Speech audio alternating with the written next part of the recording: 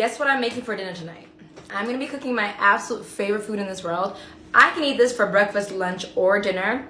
Maybe exaggerating on the breakfast part, but a girl will do what she gotta do because it is my favorite food. So let's go ahead and make it. I'm gonna be making a very popular Ethiopian dish. It is called dips.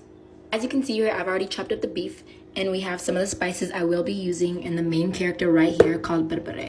I lied. She is the main character right here. You cannot have Ethiopian food without this. All right, let's get right into it. I'm gonna start off by chopping up this onion. One thing that never gets old is my eyes will always cry whenever I cut onions. Like, I was meant to be a princess, guys. This life ain't for me. And remember, ladies, fresh garlic for the win always. Gonna add some oil. Love to add extra garlic. It just makes everything so much yummier. You can just smell the garlic. Just gonna go ahead and dump all the spice in there.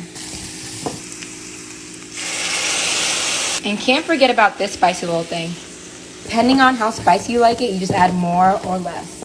Hubby likes it super spicy, so we gonna make sure he feels that. There's so many ways to make this, but this is just my favorite way.